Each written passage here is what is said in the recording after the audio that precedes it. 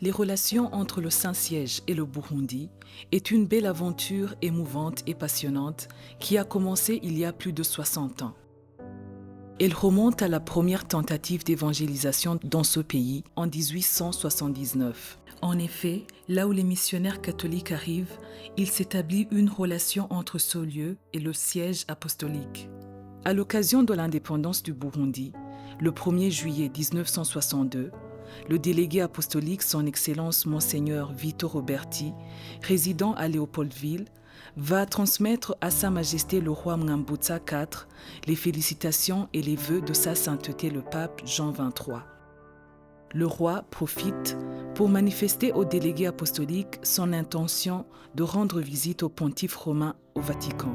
Cette visite a eu lieu le 16 décembre 1962.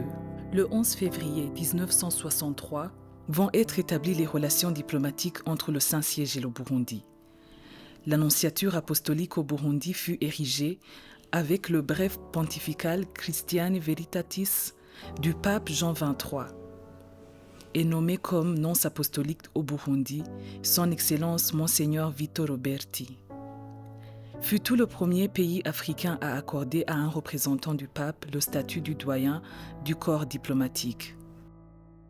La construction du siège à Bujumbura, la capitale, s'étendra de la fin des années 60 jusqu'au début des années 1970. Jusqu'à ce jour, se sont succédés 14 nonces apostoliques au Burundi.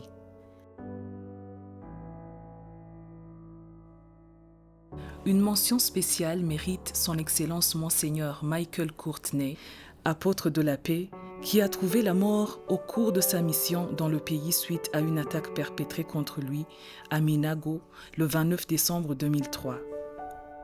Pendant la mission de Son Excellence Monseigneur Paul Richard Gallagher, son successeur, il y a eu un attentat.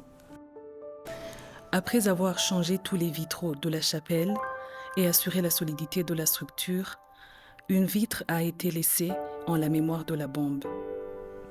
L'une des plus belles pages des relations entre le Saint-Siège et le Burundi, c'est la visite historique du pape Saint Jean-Paul II en ce pays du 5 au 7 septembre 1990. Une autre dimension importante des relations diplomatiques entre le Burundi et le Saint-Siège est constituée par les visites officielles des différents présidents burundais au Vatican. L'accord cadre entré en vigueur en 2014, qui définit et garantit le statut juridique de l'Église et son activité dans le pays, représente une autre étape majeure dans l'évolution des relations entre les deux entités. L'histoire des relations entre le siège apostolique et le Burundi continue de s'écrire, offrant des perspectives prometteuses parce qu'il y a encore beaucoup de champs et de domaines à couvrir.